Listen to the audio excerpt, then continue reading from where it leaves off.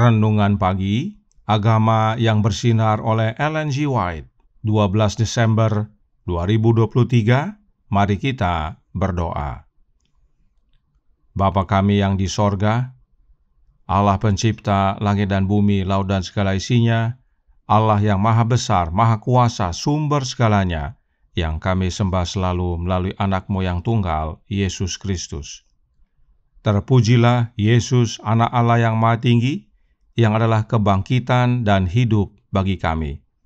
Pada pagi hari ini kami bersyukur boleh bangun dan berbakti, dan sebagaimana membaca dan mendengarkan nasihat firman-Mu, kiranya ini menjadi sukacita dan pembaharuan bagi kami semua, agar tetap teguh setia sampai pada akhirnya. Beserta kami sepanjang perbaktian ini, kehendak-Mu yang jadi. Ampun kami akan dosa dan salah, karena kami berdoa hanya dalam nama anak Allah yang tunggal, Yesus Kristus, yang adalah Tuhan dan Juru Selamat kami. Amin. Renungan hari ini akan dibacakan oleh Saudara Jansen Siregar. Kepada Saudara Jansen, kami persilahkan. Selamat pagi. Renungan pagi tanggal 12 Desember tahun 2023. Berjudul, ditampilkan sebagai yang tak bercacat di hadapan tahta Bapa. Ayat inti Yudas 24 dan 25.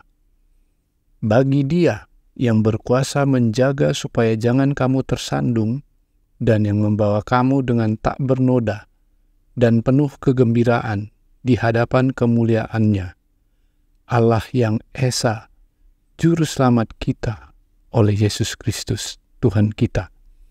Bagi Dia adalah kemuliaan, kebesaran, kekuatan, dan kuasa sebelum segala abad, dan sekarang, dan sampai selama-lamanya.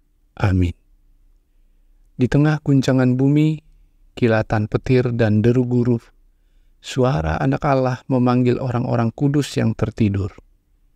Dia memandang kuburan orang-orang benar, lalu mengangkat tangannya ke surga. Dia berseru, "Bangun, bangun, bangun, hai kamu yang tidur di dalam debu, dan bangkitlah." Di seluruh pelosok bumi, orang mati akan mendengar suara itu, dan mereka yang mendengarnya akan hidup. Dan seluruh bumi akan bergema dengan suara bala tentara yang sangat besar dari setiap bangsa, suku, bahasa, dan kaum. Dari penjara kematian mereka datang, mengenakan kemuliaan abadi sambil berseru, "Hai maut, di manakah kemenanganmu? Hai maut, di manakah sengatmu?" Dan orang-orang benar yang masih hidup dan orang-orang kudus yang telah bangkit menyatukan suara mereka dalam seruan kemenangan yang panjang dan gembira. Dikutip dari buku The Great Controversy halaman 644. Akan ada penyatuan kembali rantai keluarga. Ketika kita memandang orang-orang mati, kita boleh memikirkan suatu pagi ketika sangkakala Allah akan berbunyi. Ketika orang-orang mati akan dibangkitkan dalam keadaan yang tidak dapat binasa, dan kita semua akan diubah.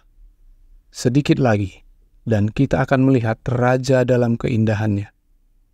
Sedikit lagi, dan Dia akan menghapus semua air mata kita. Sedikit lagi, dan Dia akan menampilkan kita tak bernoda dan penuh kegembiraan di hadapan kemuliaannya. Dikutip dari The Desire of Ages atau Kerinduan Segala Zaman halaman 632. Terima kasih dan Tuhan Yesus memberkati. Terima kasih atas penata layanan Saudara Yansen. Tuhan Yesus memberkati. Selamat pagi saudaraku dalam Tuhan. Renungan hari ini berbicara tentang kebangkitan umum yang terjadi saat Yesus sudah tiba di angkasa dunia ini. Nah, tentang kebangkitan, Paulus berkata dalam 1 Korintus 15 ayat 13 sampai 17. Kalau tidak ada kebangkitan orang mati, maka Kristus juga tidak dibangkitkan. Tetapi andai kata Kristus tidak dibangkitkan, maka sia-sialah pemberitaan kami, dan sia-sialah juga kepercayaan kamu. Lebih daripada itu, kami ternyata berdusta terhadap Allah, karena tentang Dia kami katakan bahwa Ia telah membangkitkan Kristus, padahal Ia tidak membangkitkannya, kalau andai kata benar bahwa orang mati tidak dibangkitkan. Sebab jika benar orang mati tidak dibangkitkan, maka Kristus juga tidak dibangkitkan. Dan jika Kristus tidak dibangkitkan, maka sia-sialah kepercayaan kamu, dan kamu masih hidup dalam dosamu. Ini adalah kebenaran vital bagi kita, saudaraku dalam Tuhan. Sebab ada sejumlah pendeta di gereja Advent yang sekarang ini yang mengajarkan bahwa Yesus itu membangkitkan dirinya sendiri. Padahal Paulus berulang-ulang menyatakan Yesus dibangkitkan. Perhatikan ayat 13 ditekankan lagi di ayat 16 dan ayat 14 dijelaskan kembali di ayat 17. Dikatakan, kalau tidak ada kebangkitan orang mati, maka Yesus juga tidak dibangkitkan. Dan jika Yesus tidak dibangkitkan, maka sia-sialah kepercayaan kita. Kita tidak akan selamat, sebab kita masih hidup dalam dosa. Karenanya penting sekali untuk percaya bahwa Yesus dibangkitkan oleh Bapa dari antara orang mati. Yesus bukan pura-pura mati atau bangkitkan dirinya sendiri. Oh tidak, Yesus sungguh-sungguh mati dan Allah Bapa yang bangkitkan Yesus. Sebab inilah patron bagi kita. Perhatikan Paulus tambahkan dalam 1 Korintus 15 ayat 42 sampai 44. Demikianlah pula halnya dengan kebangkitan orang mati. Ditaburkan dalam kebinasaan, dibangkitkan dalam ketidakbinasaan. Ditaburkan dalam kehinaan, dibangkitkan dalam kemuliaan. Ditaburkan dalam kelemahan, dibangkitkan dalam kekuatan. Yang ditaburkan adalah tubuh alamiah, yang dibangkitkan adalah tubuh rohaniah. Jika ada tubuh alamiah, maka ada pula tubuh rohaniah. Inilah yang terjadi pada Yesus, dan inilah yang akan terjadi bagi yang mati di dalam Yesus. Dan mereka yang mati dalam Yesus akan Yesus bangkitkan saat Dia sudah tiba di angkasa dunia ini. Roh Nubuat berkata dalam tulisan-tulisan permulaan halaman 48 sampai 49. Kemudian sangkakala perak Yesus berbunyi ketika Ia turun dalam awan terbungkus dengan nyala api. Ia memandang ke atas kubur orang-orang kudus yang sedang tidur, lalu Ia mengangkat mata dan tangannya ke langit serta berseru, "Bangun, bangun, bangun, hai kamu yang tidur dalam debu, dan bangkitlah." Kemudian terjadilah gempa bumi yang dahsyat. Kubur-kubur terbuka, dan orang-orang mati bangkit berpakaian peri yang tidak akan binasa. Yang 144.000 orang itu berseru, "Haleluya!" ketika mereka mengenal sahabat-sahabat mereka yang terpisah dari mereka oleh kematian, dan pada saat yang sama kami diubahkan dan diangkat bersama-sama dengan mereka untuk bertemu Tuhan di angkasa. Ini adalah kebenaran penting yang harus diketahui oleh umat-umat gereja Advent yang percaya tulisan Roh Nubuat, yaitu ada dua kebangkitan, kebangkitan istimewa dan kebangkitan umum. Mereka yang mengalami kebangkitan istimewa tergabung ke dalam kelompok 144.000. Nah, rombongan 144.000 tersebut menyaksikan peristiwa kebangkitan umum, di mana Yesus memanggil orang-orang kudus yang sedang tidur dalam kubur dengan berseru, "Bangun, bangun, bangun."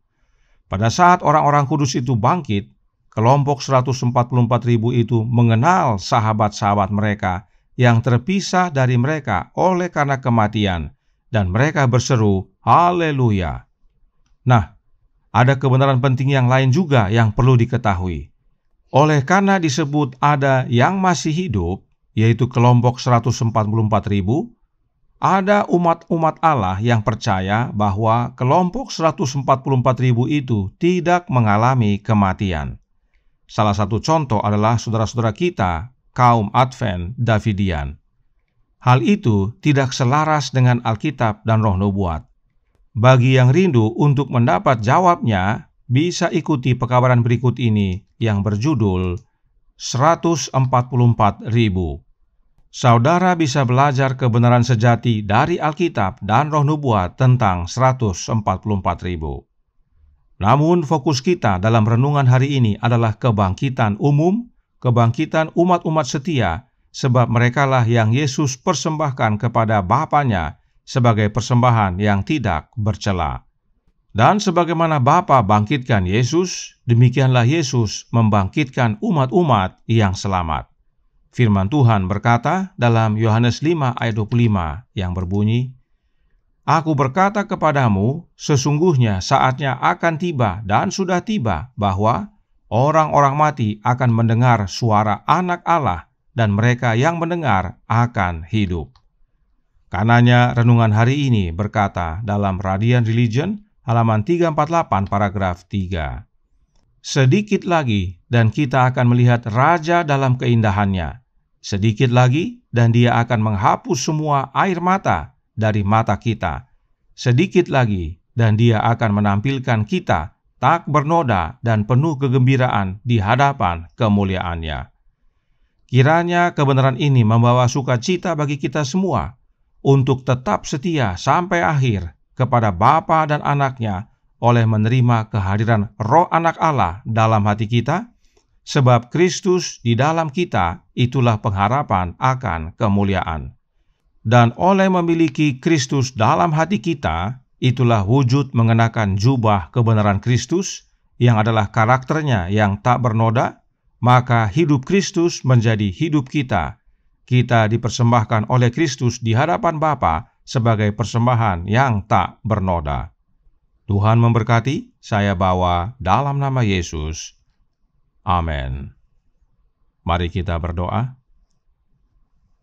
Bapa kami yang di sorga, Allah pencipta langit dan bumi, laut dan segala isinya, Allah yang maha besar, maha kuasa, sumber segalanya, yang kami sembah selalu melalui anak-Mu yang tunggal, Yesus Kristus.